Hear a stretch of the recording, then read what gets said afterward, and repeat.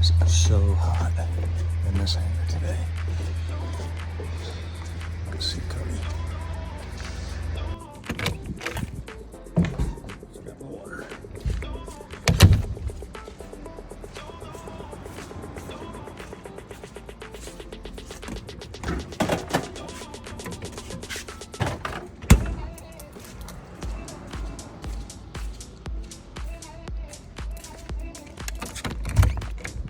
Want to get a bonanza for 45 grand? Sure.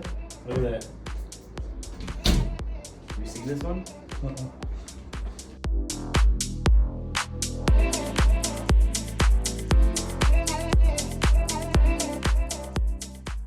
Hey guys, welcome back to PIREP Aviation. I am Cody. I'm Sean. And we're just a couple of regular pilots here discussing just various things that about our pilots' lives, our pilot wives, and Everything in between. everything in between. So, And this is our annual podcast. annual podcast. So here's the thing: airplanes and renovating them, it's a lot of work, Especially when you have a life. especially when you have a life and you have kids. And man, let's just jump right in. Yeah. Well, All right. let's say the last podcast was, what did you say, March of March of 2023. 2023.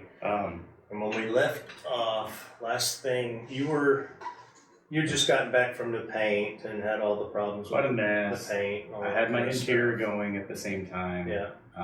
Found another guy that was supposed to do some repairs on the paint. That was actually going on at that time Yeah. of that podcast. So Yeah, because we were pushing at that time. I was pushing for Oshkosh, you were. and You just got asked to be on the cover of Piper Owners. yeah, I had just done the photo stuff, and I think we talked about that on the last Yeah. one. But and then ended up having an engine issue and had to Yeah. do basically a top end overhaul. So when I got all that back, that was what, 2 or 3 weeks before Oshkosh. Yeah. I didn't have time to flight test it and be comfortable flying that far. And, Yeah. So I ended up scrubbing last year. Well, then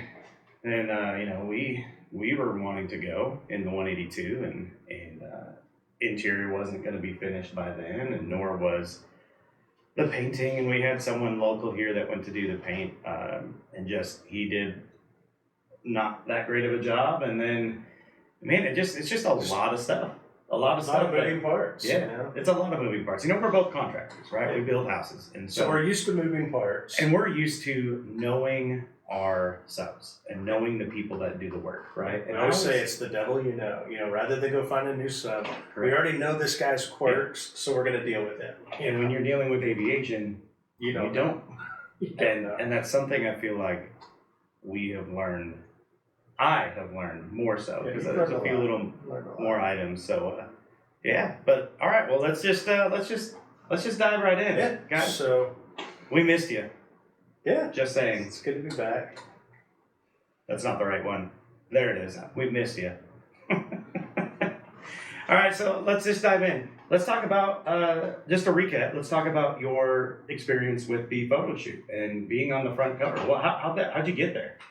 They actually contacted me. I'm not sure how they found me. I think you said it was through like a 235 Yeah, forum that you were talking. The Piper 235 Yeah. forum on Facebook, just a group of 235 owners, and I think it was the photographer that reached out to Yeah. me, and he's like, "Yeah, I need a 235 for the cover, and are you interested?" Well, yeah. Yeah. So we got all that set up, and it took kind of like later on when you did yours. I mean, it was about 2 months of Yeah.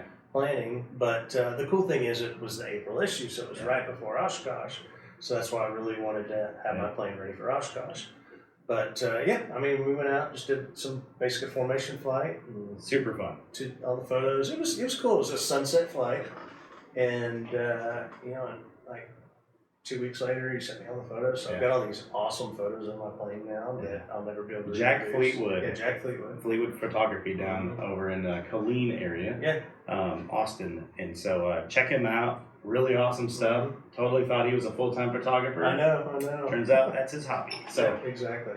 it was super awesome. Mhm, Super it was fun. fun. Check the magazine thing is right over here. Oh yeah, on the picture, I actually printed out the full-size cover and each page of the article Yeah. for Oshkosh. The blown up version is right here. Yep.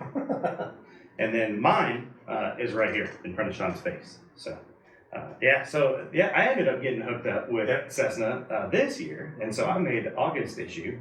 Again, if you want to see it, it's right there in front of Sean's face.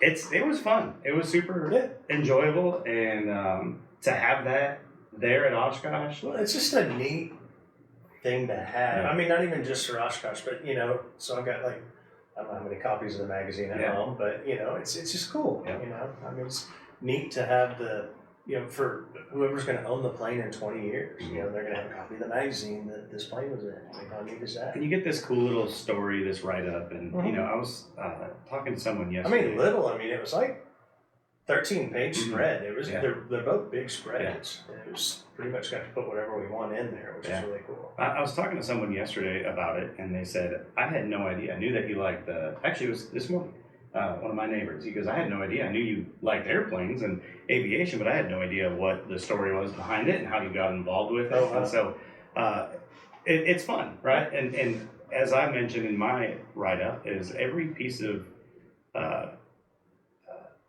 history that goes along with the airplane is valuable, right? Definitely. And every owner has a value to it, whether it was good or bad. And it's just really awesome that airplane history can go back farther than you could ever imagine, right? Oh, yeah. So, I mean, I love going through my logs from, my plane originated in Canada and then came down here and, but you go through all the old logs and just read through that stuff and, of course, they're all handwritten. It's just neat to see the history and, having a magazine in the logbook now that someone can refer back to is kind of cool. Yeah, I've had our 182 has come up on a few videos that we've done, and we've had people from the late 70s contact us. Yeah, you have some photos that you didn't even know existed. Yeah, it's pretty cool. Out there, which is pretty neat. And so it's interesting to hear the history of, hey, I used to own this with a group of 6 people, or I used to fly this, or my grandpa did this. Yeah. It's fun. It's neat. It's really fun. So then obviously you got done with that, and you're thinking, man, all the quirks, all the things are done with my airplane, and then you go in for an annual, and you're like, man, there's not going to be a thing. This is going to be a breeze. And there wasn't. We had 0 squats on the annual, and then I can't remember. Finished with everything. It was like, we forgot to cut open the oil filter. So we cut open the oil filter and spread it out, and I mean, it looked like gold rush. It's like somebody was panning for small specks of gold, and so it was just filled up with a bunch of brass. So then we go into the whole, what caused it? What is it? So we started with some basic logical stuff.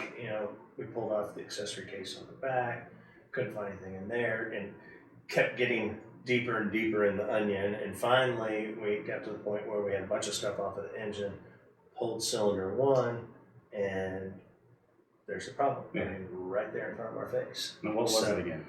So it's kind of a weird deal. So you've got your cylinder, and the piston obviously is inside the cylinder, and you've got a piston pin, which is a big cylinder that goes through this pin and attaches the rod to the piston, and it goes up and down.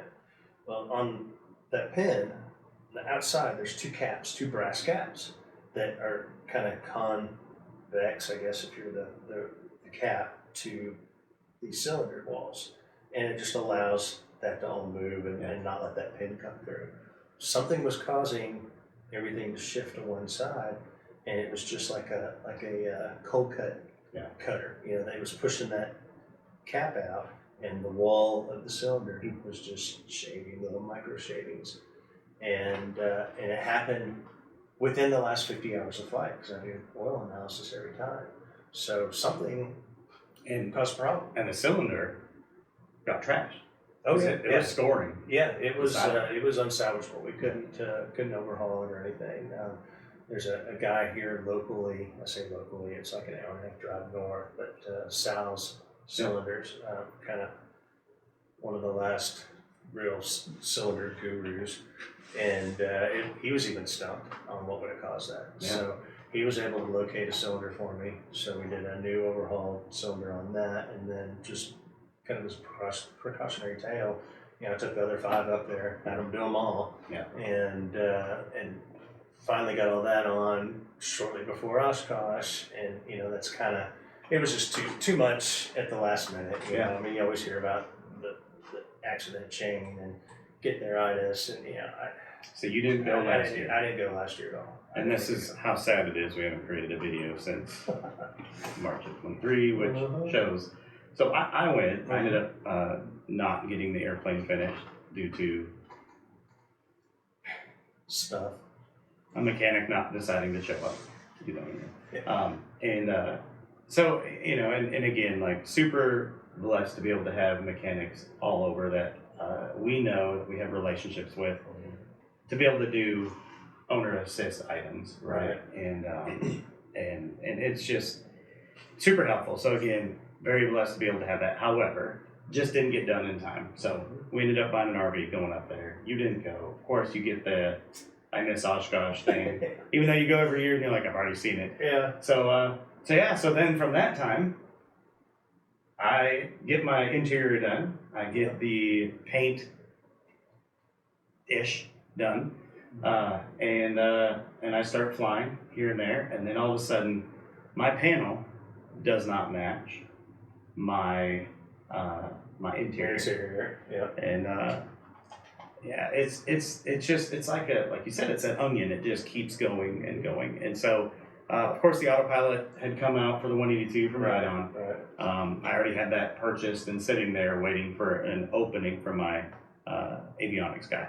So because of that, we changed the whole panel out, had a new powder coat done, added a few other things like a carbon monoxide detector, and then I ended up 540. The 540 because I decided to go bigger screen real estate, and even that in itself, man, listen, go new, just go new. At the end of the day, go new. If you try to get something used that's just to save a couple grand, go new, because at the end of the day, I just don't know. And these are reputable avionics shops that just made a mistake with the serial number and gave me the wrong one, in which it wasn't under warranty. It was older, and it was just a mess. So I ended up paying the same price as a new one as I would have to get it refurbished and everything. So anyway, I did that, did the D30, and so just made that whole panel black and lime green, and got my yokes done. Those are beautiful. Absolutely love those things. And then let's fast forward to this year. Well, you got your glass fixed and replaced again, from leftover from the damage from the previous paint guy. And then you had the I don't know what you call them, the paint finishing specialist thing to try to fix some repairs. Ceramic coating. The same paint guy and the other paint guy. And the main thing that I've learned on this is if you're detailed, because most people don't notice the stuff that we see. Yeah. And we've said that. You walk around Oshkosh and you look at these airplanes and you go, all right. I mean, it looks good, but it looks good from 2 feet away. Right. Or 3 feet away. Yeah. Well, I want it 2 inches away. When they're judging you, they're 6 inches away. Correct. I mean, literally crawling under the airplane, looking at every nook and cranny. Correct. And I think that's kind of that expectation and mindset that I have. And so it can be frustrating. So, I mean, but I also added the Selkirk extended baggage, which is amazing. Yeah. Still have the 3rd seatbelt STC. Did an EarthX battery in the back as well, which, again, that coupled with the Selkirk, that weight kind of just goes balances hand in hand and balances everything out. And I mean, so fast forward to today, right? I actually obviously made the front cover, and it was August issue of this year, so it was at Oshkosh. That was fun to be able to showcase all that, right? But the biggest thing is we both got to go to Oshkosh, and you see right here behind us are our planes. We were able to get parked next to each other. Super awesome. Really fun, and that was our first year of really having a show plane to showcase. And I mean, the whole point this year was showing the planes. I mean, this is the first time in all my trips to Oshkosh that I literally saw the beginning of every air show, which, I mean, usually it's kind of a thing in They're the all the background, same. you know?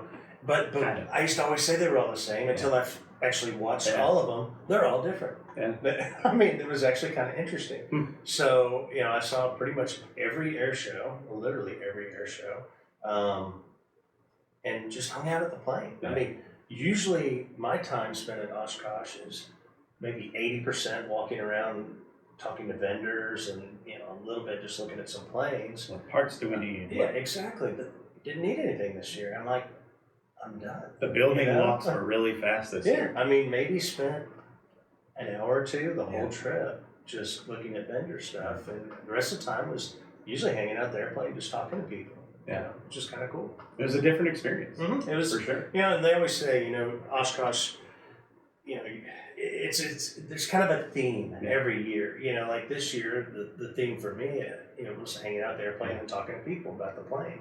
You know, when I was building the Panther, you know, you're looking at different things. What do I need to buy for this or whatever? You know, and that one year that I flew the Panther up and it was finished, you know, I was talking to a lot of people and showing that off. I mean, there's just always something different. There have been years that, you know, I kind of wanted to just go to a bunch of, you know, seminars and see things. It's just different every time, you know. Very different. Mm-hmm. I enjoyed it. I was able to bring all 3 kids and my wife and 140 pounds of baggage. Yeah. Full fuel, under gross. I mean, it was our first real time, our second full trip as a family, but full time of having a show plane type thing where you fly across the country. And man, I'm telling you, that dual Bluetooth. Yeah, PS Engineering for PMA, was it the PMA 5? it's the 450B. 450B. Amazing. Yeah, Dual Bluetooth, I can shut them off. It is the best. They can watch their own, you know, they hook their iPad up to the Bluetooth, they're watching a movie in the back, they load up their shows or movies. Yeah. It is phenomenal. Well, and this was your first trip, like a long trip, Oh yeah. to have an autopilot, Oh, like a real hold autopilot. on. So, I don't know if I have a sound for that, but hold on. Yes. Yeah. Thank you. yeah, Thank you. I mean, it's a game changer. I have over 600 hours of no autopilot. It's It is. it reduces workload. I have more autopilot Like you use wouldn't in a believe. car than I do the airplane. Yeah. Let's put it that way. It really reduces the workload, and really, I think it almost makes you monitor the airplane and just the little, like, really dialing in and detailing. Well, Fuel you flow. don't have to worry about not necessarily unimportant things, but you know, just the wings level follow the slide, Yeah. trim, and all Yeah. that kind of stuff. You can focus on, you know, what are my cylinder head temperatures Yep. doing? You know, where can we land if we lose our engine? Correct. You know, it allows you to Yeah. focus your thoughts to a higher level of importance than just flying the airplane. Amazing. Yeah, it's. I never knew until this trip, and I flew it after I got it back in February or March of this year. Is when I really got to take it up and just play with it a little bit and see how it worked. Right. And I haven't done any approaches or anything like that, just because I want to really get the Yeah, understanding you need of to what the master it basics for VFR stuff are. first. And even my wife, she's like, you know, she's sitting there going, "You're not even doing anything." I'm like, I mean, I am. It's just, it's different. Yeah. It's just But no, it made that 7-hour flight, which we stopped, right, to get fuel and whatnot. But that 7-hour flight total, just so much easier. So much easier. I mean, it's amazing how less fatigued you are when you get to your destination for a long flight. So much being able different. to do that. You know, and yeah, I always think too, it's like, it's everything for me is time and then money. And it goes, okay, am I going to save time? Is it going to cost roughly the same, or am I going to save, is it going to be cheaper? And you know, when I fly my family of 5, if we flew commercial, it's $3,000, $3,500 all day long. Whereas cumulative, I burned, you know, $1,200 maybe, If that. and that was flying from Texas to Wisconsin, Yeah, from your Wisconsin whole to round trip Minnesota, was even further. Minnesota back here. Sure. far cheaper than commercial. And then time wise, I mean, it dropped my time. Instead of driving 50 hours, I was at 17 and a half max. I mean, totally different. Yeah. But no, just to have the whole family there, like I said, I think we both feel like our airplanes are complete. Near complete. Close. Near complete. Pretty close. I mean, I really enjoy it's hard to get, we always talk about, let's get a bigger plane, let's get a faster one, let's get 6 seats, let's do this, let's do that.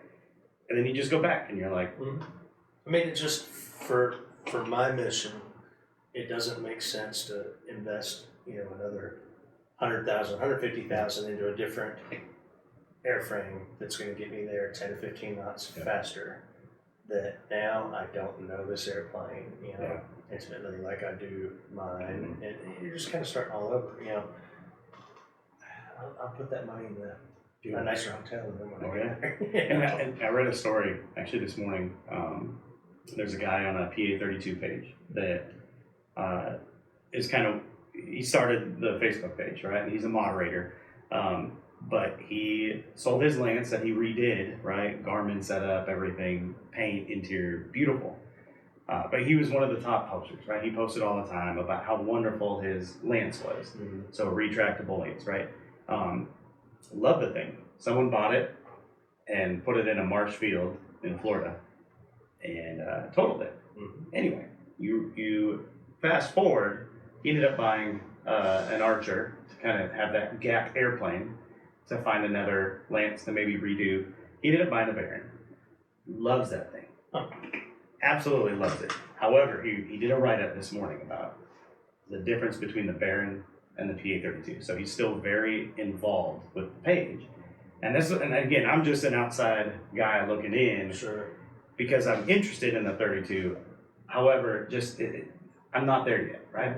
So point is, he's talking about the Baron. He's talking about the speed difference. He's talking about all the other stuff. But he knew going in, maintenance is going to be more. He knew going in, fuel was going to be more. Insurance is going to be more. At this moment in time, he said, this fits my mission. I'm getting there a lot quicker than the PA32. Because I think the 32 is about 135, 138 knots. Some are slower, some are faster, kind of like the 182, depending on speed mods, etc. But anyway, the biggest thing that I took from it was $700 to fill up every time.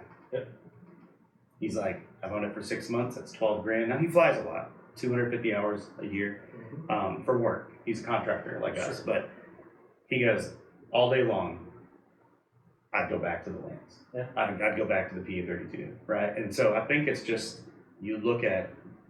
There's so many variables. I mean, you just have to look at your mission. I mean, if I had to fly to the West Coast, once or twice a month, let's say, and I wanted to do it in a single GA plane, I mean, I'd be looking at Cirrus. Sure. I mean, without a doubt. I mean, then you could justify the cost on that. But my typical trip is 400 or 500 miles.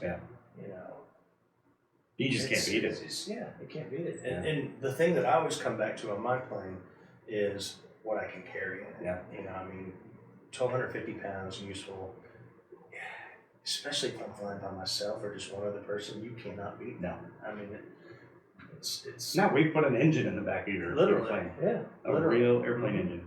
I mean, it's just the perfect plane for me. I love it. It's good. I mean,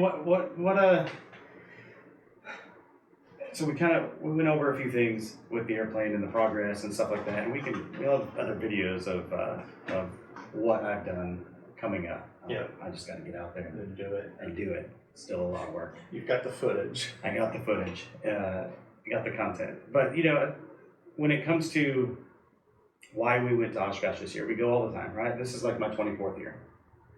You've been going for quite some time. We did the whole judging thing. What did that? Let's tell them, like, if people are interested in doing the whole bringing your airplane, getting it judged, what was your viewpoint on it? Because you've had your plane judged before, a different one, and this one, but it was different. When I didn't really know the rules judged before, it was more like,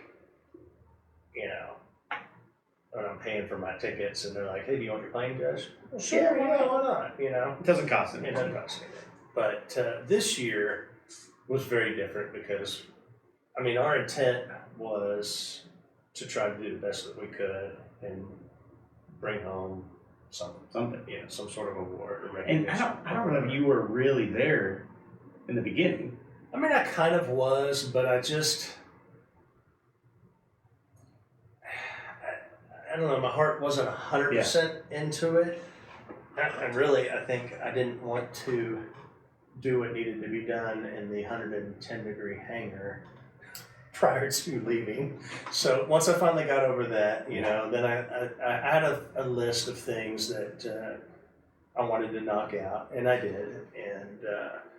And you know, so kind of going back to what you were saying, I mean, when you're thinking about being judged on one of these things, I mean, we kind of really didn't have a whole lot to go off of. EAA does have some guidelines for judging on their website that kind of give you some things to look at. We know some people that have won awards for their airplanes, and they gave us a little bit of insight on what to expect.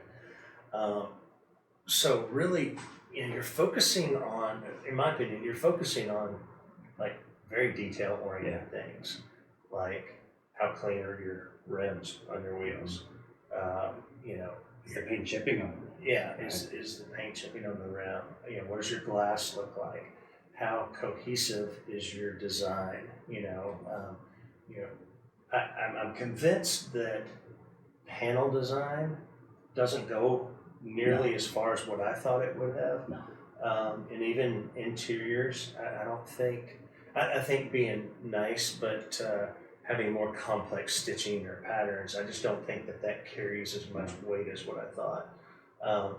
One of the things that does carry quite a bit of weight, at least in the category that we were in, which would be the customized vintage aircraft, are what have you done to it? You know, not just cosmetic stuff, but what STCs or what upgrades and things like that. And I think that's one area where my plane really kind of had a lot of extra things with my one-piece windshield and the baggage storage and, you know, the speed mods and just, you know, and the new prop, you know, just all kinds of upgrades to modernize a 1960s era airplane a little bit more. I think that carried a lot. But, you know, so we were told all these things, and I'm like, okay, whatever. So we get there, and, you know, got our parking spots, which... Well, let's talk about the parking The parking spot's probably a funny story to talk about. It's a good story. Let's stop right here. So I came in before Cody, and... what were you going to say? I was going to say, yeah, I mean, we could keep going back, but so Yeah. Sean's a little faster than I am, about like 4 or 5 miles an hour, so Yeah, 2 or 3 knots, not by much. So I left earlier. When I say earlier, meaning I literally just took off before him. Mm-hmm. However, I went, instead of bypassing the Bravo, I went straight down the corridor, which is fine, thinking that I'm going to get ahead, right enough where when he stops, he has 84 gallons, I only have 60 usable. Yours is what, 82 usable? I don't know. Vipers, you set all actually, it's mostly usable. Either way, I only had about 4 hours of flight time. My rule of thumb is I like an hour VFR, hour and a half of night VFR, right? I just like a little bit more fuel. Yeah. Why not, right? So either way, we're flying, we're doing our thing, and then I look down, and here's my CHT. Cylinder 3 is just moving like this. It's bouncing up and down. It's not going any higher than a certain level, right? Like 390, 380. But it's going lower. And so I didn't really notice this. I look back at these videos and it's popping up and down for like 15 minutes. Everything's fine. So we get past Alliance Airport, and I'm like, all right, we're outside the airspace, and I look down and I see that, and I'm like, I got my kids. It's 6:30 in the morning. So I ended up making an emergency landing. I actually declared. They asked several times. I'm like, yeah, okay, fine. You know, it's there. Use it. Yeah. It didn't cost me anything. Not that I know of. No. But you know what? I have my family with me, and Exactly. and Alliance is huge. They have FedEx planes, Amazon You could almost land planes, sideways on that runway. and you could. And I landed in the wrong direction. It was the correct direction because I could land whatever I wanted. Right? They gave me that option. Departures and arrivals were 1-8. I landed 36. And I say the wrong direction, not according to the wind, right? I had a slight tailwind. Early morning, nothing big, right?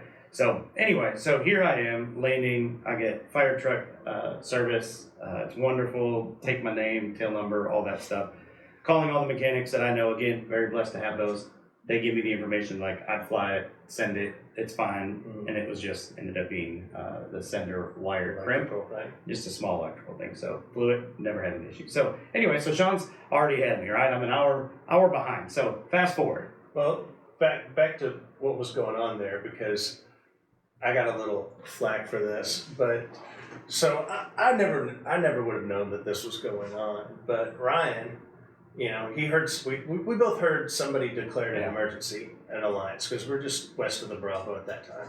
And so Ryan's looking for you on 4-flight ADSB, and you're right by Alliance. And he's like, I think that was Cody. So we're kind of on pins and needles waiting to see what's going on. But so we're watching you on ADSB, and you're keeping your airspeed up. Didn't see any weird erratic moves or anything. So I kind of made the executive decision that I think he's probably fine. It's doors open or something random like that. And so we decided to keep going. And but Ryan was watching, and he's like, no, he's 60 knots about the end of the runway. Okay, land. You could tell that it landed, so we're fine. And of course, we sent texts, but you couldn't.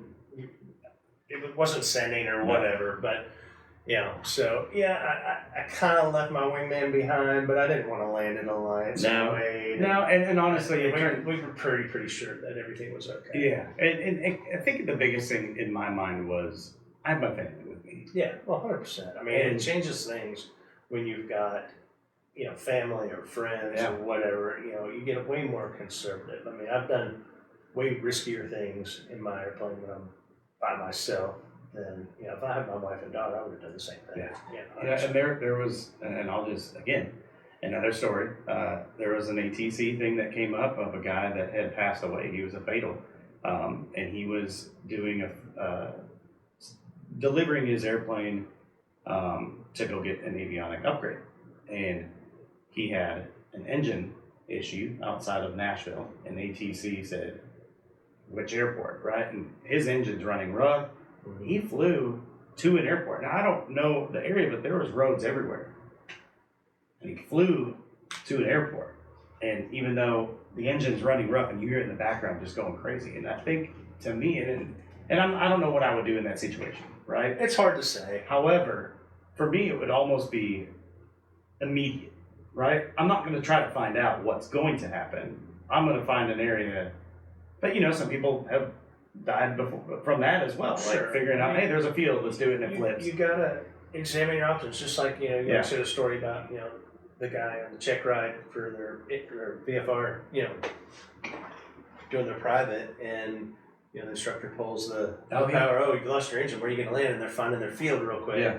And he's like, well, what about that airport that we're right over? But you didn't see it because you didn't look behind. Yeah. So, you never know. It's hard to say. So that's why we train. Yeah, and I think that was what was going through my head. I'm like, okay, I'm just going to land. So regardless, I landed. It was about an hour delay. He's still flying, cruising, enjoying not the heat. Yeah. And I'm like, and then of course that gets in my mind. I'm like, okay, can't think that. Now of course you were going to fly a longer we distance. were flying further. I mean, I've got 5.5 hours range. Yeah. So we did about five and a half the first leg. And then I landed in Missouri, and so of course I'm watching Sean, and I'm like, okay, how can I catch this guy? And I'm like, you were 80 miles ahead of me, and I'm like, there's no way. So I told my kids when we landed, I said, I'm gonna fuel up. You're gonna go to the bathroom. Once I'm done fueling up, you're gonna get in the airplane. I'm gonna go to the bathroom. I hop in. We go. 20 minutes. That was the turnaround. That's awesome. And as I'm watching Sean, they're over there just doing their thing, taking their time, stretching. So then we're still flying, you're flying, and anyway, you get to Oshkosh. Yeah, well, and we ended up flying the whole approach because the ATIS, they weren't telling people where to start. Yeah. So we were down there by Puckaway Lake and Endeavor Bridge and flew the whole thing. And I can't remember, right past Endeavor, I turned on my 360 cameras because they've got about an hour battery life. And of course, they shut down over Fisk. It's like, so I don't have any video of coming into Oshkosh at all. I Which have, is I usually have the kid case. footage. Yeah, I don't have anything.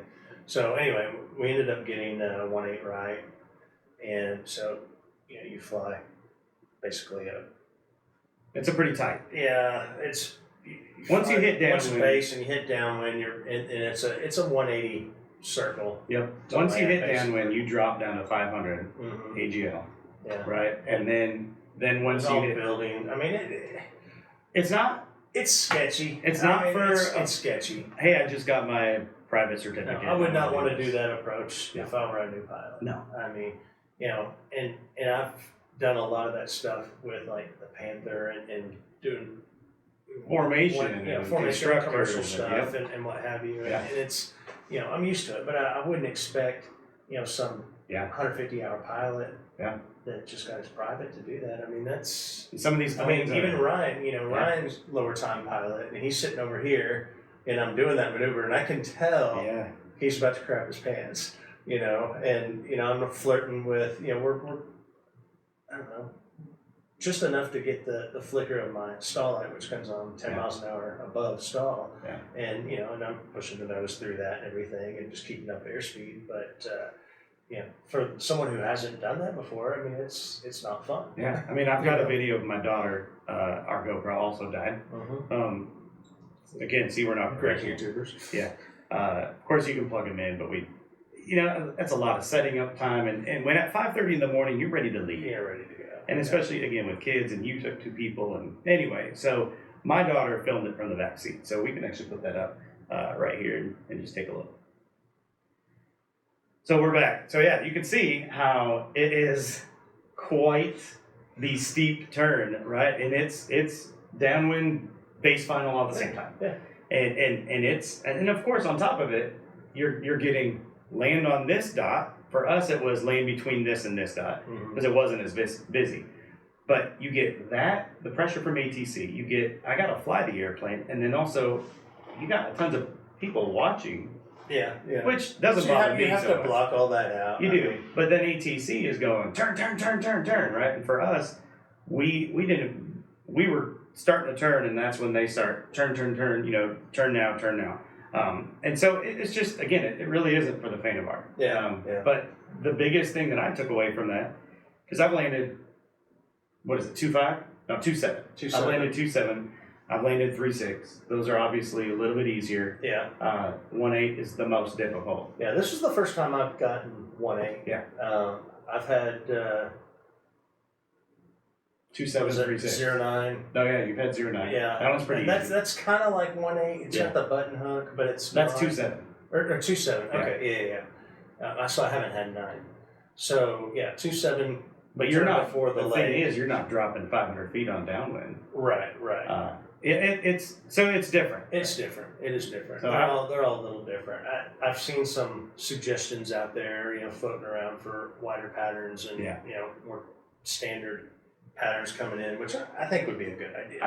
I agree. If you don't keep your speed up, right, when you're turning that fairly steep, slow to the ground, you don't keep your speed up, your stall is much higher and greater, right? And we had one of those. Yeah.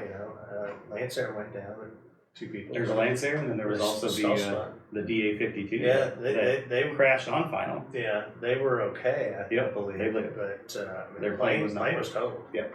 But Yeah. and there's the same approach. Yep. It's just, again, keep that speed up. And it's so important. my thing was, I wasn't focusing on the dots as much as I was focusing on my speed. I honestly don't even remember what color dot we were cleared to land on. I mean, I remember we landed on it, but or shortly thereafter. But I don't even focus on that. My whole thing is I want to make sure I've got enough altitude in my turn to be able to push forward to increase my energy level on that turn. And a lot of times that's where people get in trouble. They get in that turn, they feel like they need to make it. Yeah. Well, and so they start to pull back in the turn. You're done there. No. You got to aim towards the ground, Yep. pick up your energy, and then keep your turn going through. And as you saw that in the video, that's exactly what it was. I mean, I remember looking down in the turn, 88 miles an hour. Mm-hmm. Coming to final, which I'm usually over the number of 70, right? Yeah. So it was 88 coming in, and then once I flattened out, that airspeed bled. Yeah. Like crazy, because you kept that flare, and then it just pops right down. So yeah, it's different. Yeah. So you landed. So I landed, we pulled off, the whole point, we arrived on Friday. Yeah. So we wanted, our number one goal this Oshkosh was to get a good parking spot. Beautiful. We wanted a good spot right there by Vintage. Yeah. So I arrived Friday, well, we both arrived Friday, but I got there first. Yeah. And they pulled me off and parked me literally on the burn line, on the flight line. And I'm like, yes. I mean, that is primo spot. I mean, just perfect. Right in front of the webcam for Vintage. I mean, it was perfect. And then this other another PA-28 came in, parked right next to me, and then Cody comes in and he gets parked right over here. I was only about 10 to 15 minutes. Yeah, 15 minutes. Yeah, one behind. I was very surprised when you came in. I wasn't expecting you. I wanted to watch you land, but I was thinking you were still probably a good half hour out. And then here you are taxiing up. I'm like, I didn't get footage of me landing, so I only got it from the inside. But no, it was awesome. So we got amazing. I'm all giddy because how many people do we know that try to get there early enough and they get sent to the big dogs? Yeah, and a lot of times they I know some people that won't even fly anymore because they don't want to park down at the South Port.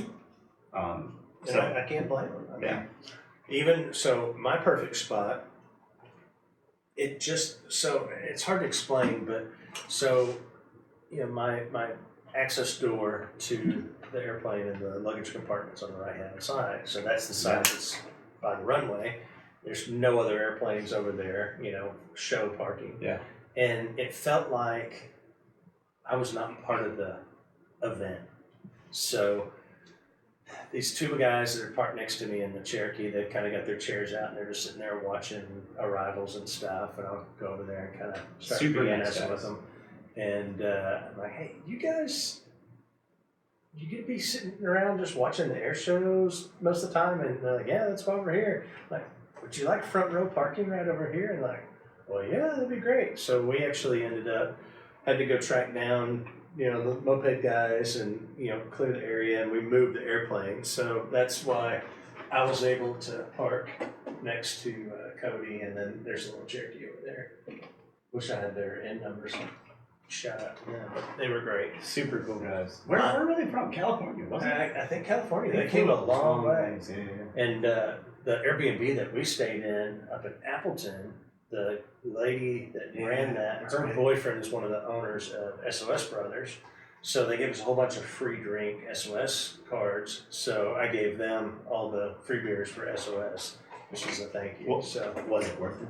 Yeah, it was so worth it. It was worth it. Yeah, I like being able to walk around the airplane. Yeah. See, up there, you couldn't really walk around. And then when the air show started, then I was really glad I moved because there were a lot of people. It also makes you wonder too, how does that affect, visibility affects the judging?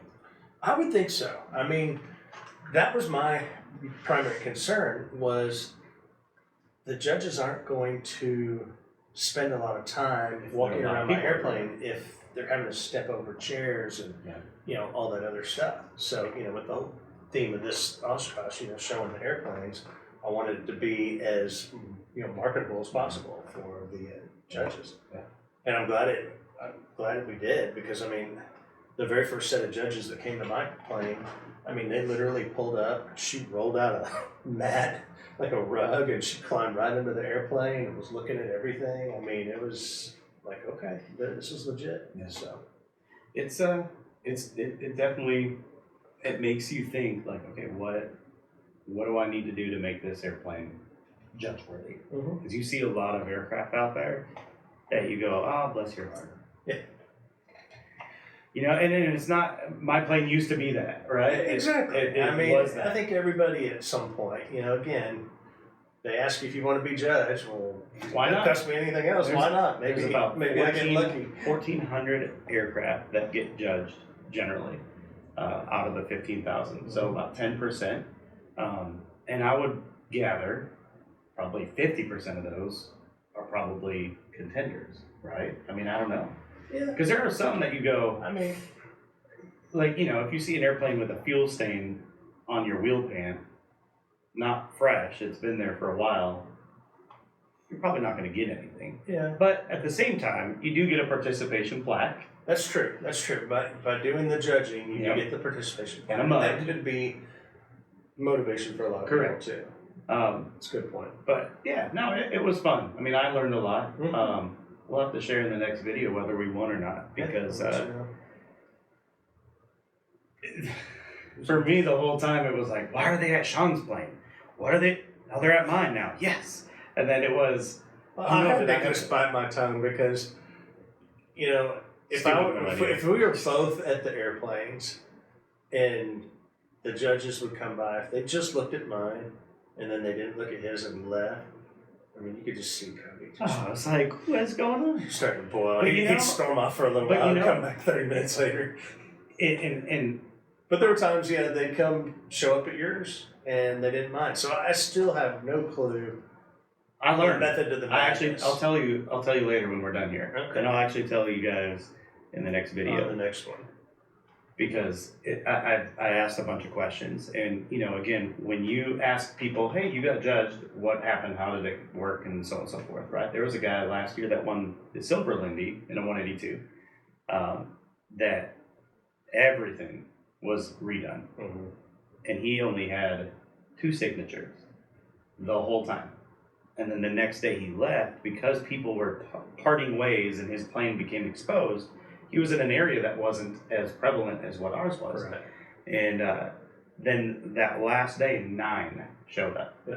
And he ended up winning the silver. And so, it's really... But still, I mean, even the whole signature thing, it's a moot point. Stickers, signatures, I think they do it on purpose to make you... There's three areas for signatures. Yeah. And we had those basically the first day. Yeah.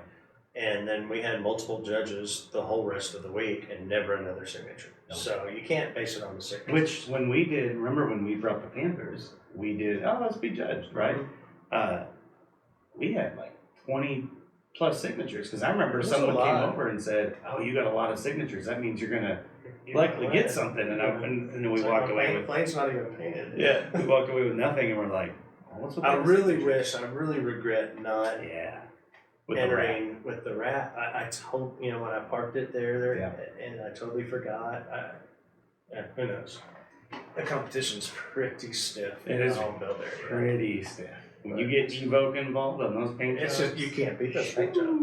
The only thing I had going was the full wrap, and maybe that would have been interesting enough to maybe. Get some, I don't know. You'll never know. Well, it was fun though. Yeah. I enjoyed it. It was fun. And we'll have to share some more stories. And we'll talk more about the whole competition process, judging aspect on the next one. Yeah, and get that out and maybe share some results. Yeah. Well, guys, thank you again for watching and just hanging out with us. Yeah, it's good to be back. It is good to be back, and we will put more content out. Flying videos. We're gonna have bunch more flying videos now that we have 2 flying airplanes. I'm in the process of knocking the rust off of my instrument currency, and I'm doing some sim flights and stuff like that. I'm gonna try to get my IPC knocked out soon, and I want to really get back into a lot of instrument flying. So I want to do a bunch of videos on that. Yeah. And then, you need to start your instrument. I'm gonna be starting mine. Once it starts cooling down, it's still like 108 It's outside. so hot. Yeah, it's just so hot. And no AC doesn't make it for a flight. I'd like to get out and do some videos in both of our airplanes, just doing some basic autopilot maneuvers and some approaches, because I really feel like the information is lacking out there, and just showing step by step what you're doing and what the approach is doing. That's kind of one of my goals for the rest of the year once it cools down a little bit. But in both of our airplanes for that, so a lot of stuff coming. Yeah, I love just random stuff. If there's anything you want to see, you want us to review it, you want us to go do it, post it below, and we're game for whatever. Our hardest thing, I think, is just thinking of what we want to put out there. Absolutely. But we're just gonna start throwing a bunch of crap at you, and we'll see what sticks to the ceiling. It's gonna be good. Kind of go from there. All right. Thanks, guys. Thanks for watching. Appreciate it. See you next time. Take care.